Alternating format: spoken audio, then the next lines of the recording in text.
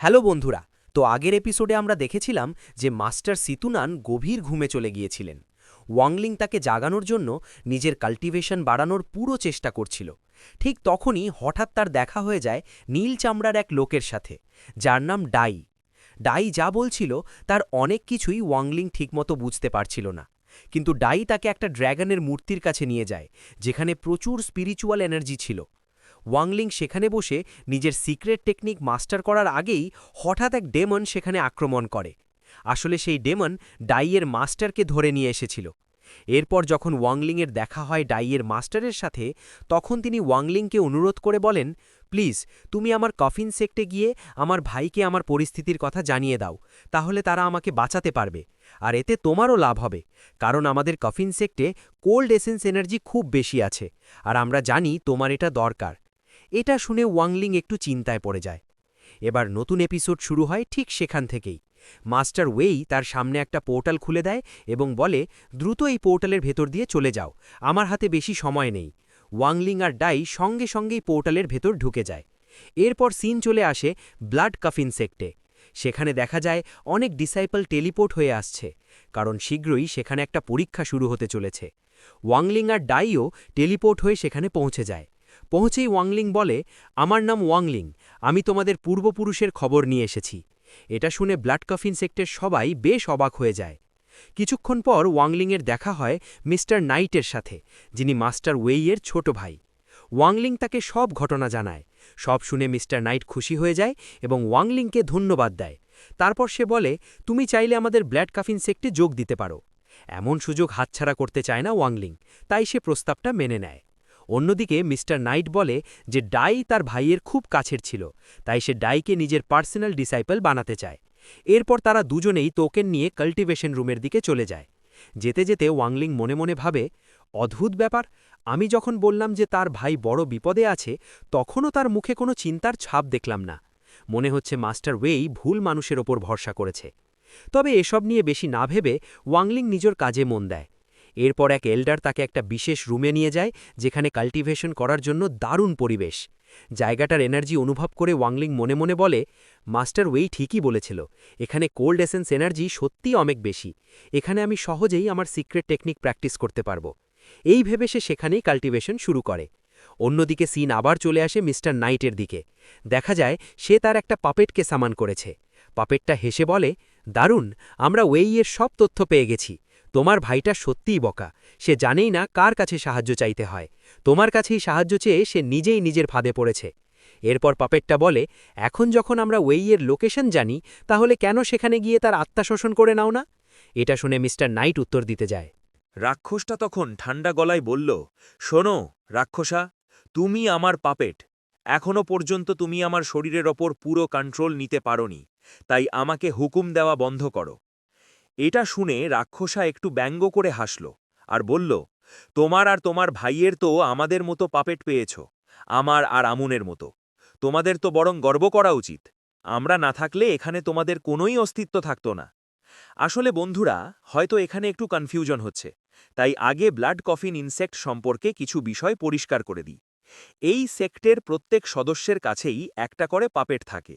এই পাপেটগুলো আগে কখনো মানুষ বা কোনো ডেমন কাল্টিভেটর ছিল, কিন্তু তাদের নিজের শক্তিশালী আত্মা থাকে না, তাই তারা সবসময় তাদের মাস্টারের সাথে মিলেই লড়াই করে।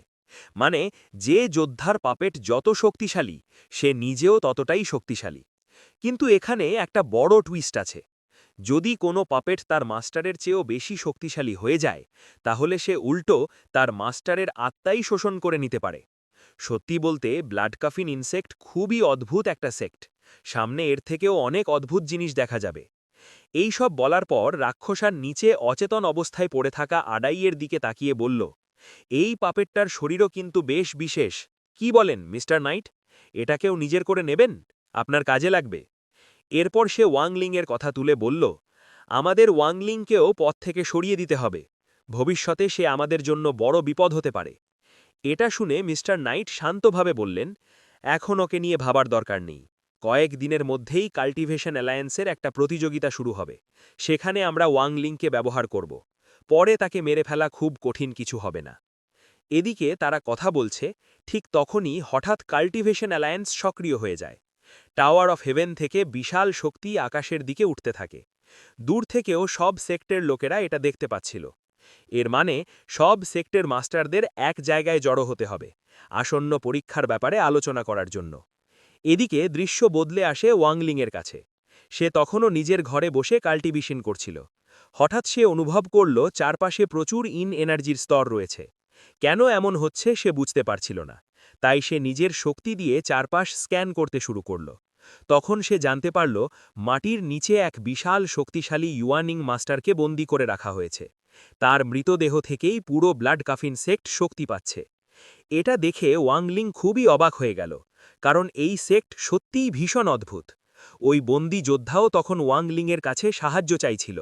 ওয়াংলিং তাকে মুক্ত করার চেষ্টা করেছিল, কিন্তু সে এখনও ততটা শক্তিশালী নয়, বরং চেষ্টা করতে গিয়েই সে নিজে গুরুতর আঘাত পায়। এরপর দৃশ্য আবার ফিরে আসে টাওয়ার অফ হেভেনে। সবার আগে সেখানে পৌঁছায় ব্লাড কাফিন সেক্টের মাস্টার মিস্টার নাইট। সে কাল্টিভেশন অ্যালায়েন্সের প্রেসিডেন্টকে সম্মান জানায়।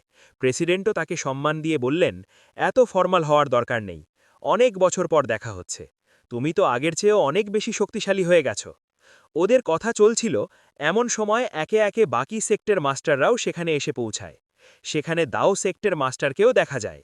অন্য সেক্টর লোকেরা তাকে খোঁচা মেরে বলছিল, শুনেছি হ্যাং ইউ সেক্টর ট্রেজার পাওয়ার জন্য তুমি পুরো সেক্টটাই ধ্বংস করে দিয়েছ। এটা শুনে দাও মাস্টার ঠান্ডা গলায় বলল, হ্যাঁ, আমি না করলে তোমাদের মধ্যে কেউ না কেউ করতই। তাছাড়া হ্যাং ইউ সেক্ট খুবই দুর্বল ছিল, আর এই দুনিয়ায় দুর্বলদের বেঁচে থাকার কোনো অধিকার নেই। এদিকে আমরা দেখি বাকি সব সেক্টের মেম্বাররাও সেখানে পৌঁছে গেছে। তাদের মধ্যে ট্যাং ফ্যামিলির ট্যাংলির দাদাকেও দেখা যায়। যেহেতু সব সেক্ট মাস্টার এসে গেছে, তাই প্রেসিডেন্ট সবাইকে ওয়েলকাম করে বললেন, ৫০০ বছর পর আবার মিং ভ্যালি খোলা হতে যাচ্ছে। তোমরা সবাই জানো, মিং ভ্যালি আমাদের পূর্বপুরুষদের একটা পবিত্র জায়গা, যেটা ৫০০ বছরে মাত্র একবারই খোলা হয়।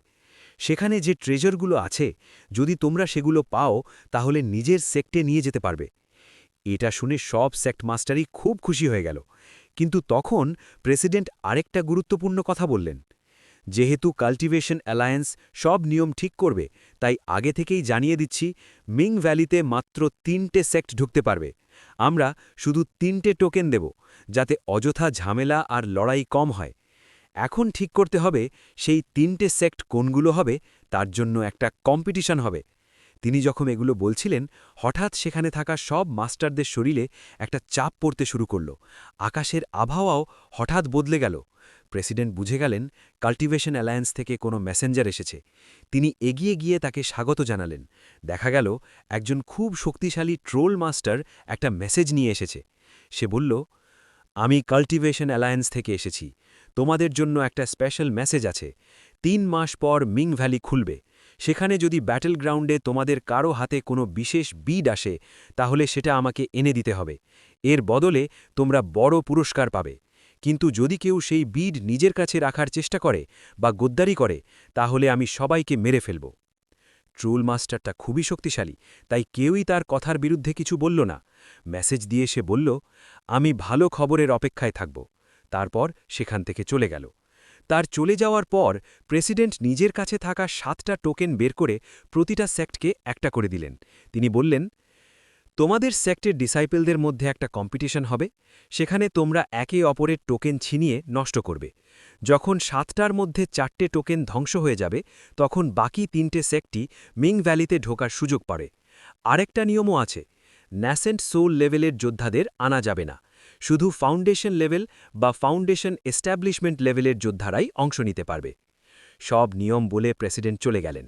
বাকি সেক্ট মাস্টাররাও একে একে চলে যাচ্ছিল। তখন ট্যাংলির দাদু মানে মাস্টার ট্যাং একজন মাস্টারকে থামিয়ে বললেন, তোমার সঙ্গে আমার জরুরি কথা আছে। তাই তারা দুজন সেখানেই রয়ে গেল। এরপর সিন চলে আসে ওয়াংলিংয়ের রুমে। একজন এল্ডার তাকে কম্পিটিশনে নিয়ে যেতে এসেছে। ওয়াংলিং রুম থেকে বের হয়ে হলে যায়। সেখানে ব্ল্যাক কফিন সেক্টের অনেক ডিসাইপল আগে থেকেই উপস্থিত ছিল। সবাই খুব এক্সাইটেড। কিন্তু ওয়াংলিং মনে মনে ভাবল, এরা তো সবাই এখনই ফাউন্ডেশন লেভেলে উঠেছে, এত দুর্বলদের কেন পাঠানো হচ্ছে? লেট স্টেজ ফাউন্ডেশন যোদ্ধারাও তো যেতে পারত। ঠিক তখনই মিস্টার নাইট সেখানে এসে বললেন, তাড়াতাড়ি প্রস্তুত হও, তোমাদের ব্যাটল ফরেস্টে যেতে হবে। তোমরাই আমাদের সেক্টকে রিপ্রেজেন্ট করবে। এটা বলে তিনি একটা টোকেন একজন এল্ডারের হাতে দিলেন, যিনি তাদের সঙ্গে যাবেন।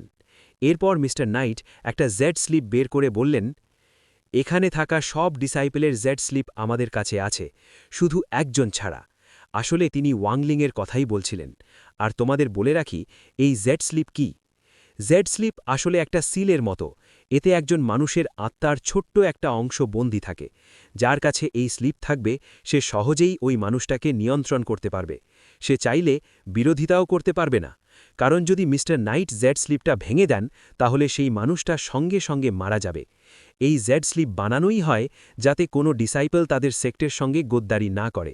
মিস্টার নাইট এসব বলতে বলতে সরাসরি ওয়াংলিংয়ের দিকেই তাকিয়েছিল আর নিজের মনে ভাবছিল, ওয়াংলিং আমার কথা মানতেই বাধ্য হবে। সে আমাকে না বলতে পারবে না, আর যদি না বলার চেষ্টা করে তাহলে আমি সঙ্গে সঙ্গে ওকে মেরে ফেলব। ওয়াংলিংও তার ইচ্ছাটা বুঝে গিয়েছিল, কিন্তু এই মুহূর্তে তার কাছে আর কোনো উপায় ছিল না। তাই সে তাড়াতাড়ি নিজের আত্মার একটা ছোট অংশ সেই জেড স্লিপের মধ্যে ঢুকিয়ে দিল। এরপর মিস্টার নাইট সব জেড স্লিপগুলো তার এল্ডারের হাতে তুলে দিল। তারপর সে তার শিষ্যদের বলল, ব্যাটল ফরেস্টে গিয়ে তোমাদের বাকি সেক্টের শিষ্যদের মেরে ফেলতে হবে, তাদের টোকেন নিয়ে ধ্বংস করে দেবে। যদি এটা করতে পারো তাহলে আমি তোমাদের আত্মাকে চিরদিনের জন্য মুক্ত করে দেব। কিন্তু যদি আমার কথা না মেনে ভয়ে পালানোর চেষ্টা করো তাহলে মনে রেখো, আমি তোমাদের আত্মার ধ্বংস করে দিতে পারি। এটা বলেই মিস্টার নাইট একটা পোর্টাল খুলে দিল, যাতে তার শিষ্যরা ব্যাটল ফরেস্টে যেতে পারে। এরপর দৃশ্য বদলে আবার টাওয়ার অফ হেভেনের কাছে মাস্টার ট্যাংয়ের দিকে চলে আসে। তিনি মাস্টার কিমিংকে সব কথা বলছিলেন। তিনি বললেন, আমি ওই ছেলে ওয়াংলিংয়ের পরিবারকে খুঁজে বের করতে চাই। আপনি যদি তাদের খুঁজে দেন তাহলে আমি আপনাকে খুব বড় পুরস্কার দেব। এটা শুনে মাস্টার কিমিং বললেন, মাফ করবেন, এটা ঠিক কাজ নয়। আপনার কোনো কাল্টিভেটরের সাথে শত্রুতা থাকতে পারে, সে আপনার ক্ষতি করেছে তা ঠিক আছে, কিন্তু তার রাগ নির্দোষ পরিবারের ওপর ঝাড়া ঠিক হবে না। এটা শুনে মাস্টার ট্যাং বললেন, আমি ওয়াংলিংকে ঋণ দিয়েছিলাম, তাকে খুঁজে বের করার জন্য সব জায়গায় চেষ্টা করেছি, কিন্তু কোথাও পাইনি। আর সে মোটেও নির্দোষ নয়। সে আমার নাতিকে আমার কাছ থেকে কেড়ে নিয়েছে, যে ছিল আমার পরিবারের শেষ উত্তরাধিকারী। যদি সে আমার সাথে এমন খারাপ কাজ করতে পারে তাহলে আমিও কেন তার পরিবারের সাথে একই কাজ করব না? মাস্টার কিমিং, আমি জানি আপনি যে কোনো মানুষকে খুঁজে বের করতে পারেন। প্লিজ আমার জন্য তাদের খুঁজে দিন, বদলে আমি আপনাকে এই স্পিরিট টার্টেল আর্মার দেব। এই আর্মারটা খুবই দামি ছিল, তাই মাস্টার কিমিংয়ের মনেও লোভ জেগে উঠল, আর শেষ পর্যন্ত তিনি মাস্টার ট্যাংকে সাহায্য করতে রাজি হয়ে গেলেন। এরপর আমরা দেখি তিনি একটা বিশেষ আর্টিফ্যাক্ট ব্যবহার করে খুব সহজেই ওয়াংলিংয়ের পরিবারের অবস্থান খুঁজে বের করে ফেললেন। অন্যদিকে দৃশ্য আবার ওয়াংলিংয়ের দিকে চলে আসে। সে তার বন্ধুদের সাথে পোর্টাল ব্যবহার করে ব্যাটল ফরেস্টে পৌঁছে যায়। কিন্তু ওয়াংলিং পুরোপুরি সতর্ক ছিল। তার মনে হচ্ছিল খুব শিগগিরই এখানে খারাপ কিছু ঘটতে চলেছে। এই সময় অন্যদিকে মিস্টার নাইট টেলিপ্যাথির মাধ্যমে তার এল্ডারকে নির্দেশ দিল, আমাদের প্ল্যান এখনই শুরু করো, আর ওয়াংলিংয়ের দেহ নিয়ে আমার কাছে চলে আসো। এটা শুনে এল্ডার হাসতে হাসতে শিষ্যদের বলল, ব্যাটল কম্পিটিশনে অংশ নেওয়ার জন্য তোমাদের ধন্যবাদ, কিন্তু এখন ব্লাড কফিন সেক্টের আর তোমাদের দরকার নেই। এটা শুনে সেখানে থাকা সব শিষ্যই হতভম্ব হয়ে গেল। এল্ডার জেড স্লিপ বের করে তাদের আত্মা ধ্বংস করতে যাচ্ছিল। এটা দেখে সবাই নিজের জেড স্লিপ ফিরে পাওয়ার জন্য তার দিকে ঝাঁপিয়ে পড়ল। কিন্তু ওয়াংলিং আগে থেকেই প্রস্তুত ছিল। সে সঙ্গে সঙ্গে তার ফ্লাইং ড্যাগার দিয়ে এল্ডারের ওপর আক্রমণ করল, আর এই সুযোগে নিজের জেড স্লিপও ফিরে নিল, অর্থাৎ সে নিজের আত্মাকে পুরোপুরি মুক্ত করে ফেলল। কিন্তু এল্ডার তখন বাকি সব ফিশের আত্মা ধ্বংস করে দেয়। এর ফলে তারা সবাই দুর্বল হয়ে পড়ে, আর তাদের শরীর পাপেটের নিয়ন্ত্রণে চলে যায়। এরপর এল্ডার সামনে এগিয়ে এসে ওয়াংলিংয়ের ওপর আক্রমণ করতে যায়, কিন্তু ওয়াংলিংয়ের শক্তি দেখে সে বুঝে যায় ওকে হারানো সম্ভব নয়, তাই সে পোর্টাল ব্যবহার করে পালানোর চেষ্টা করে। কিন্তু ঠিক সেই মুহূর্তে একটা পাপেট তাকে জড়িয়ে ধরে, আর সেখানেই তার শরীর পাপেটের নিয়ন্ত্রণে চলে যায়। এটা দেখে ওয়াংলিং মনে মনে বলল, তোমার মতো এল্ডারের জন্য এটাই ঠিক শাস্তি। আর এখানেই এই এপিসোডের সমাপ্তি।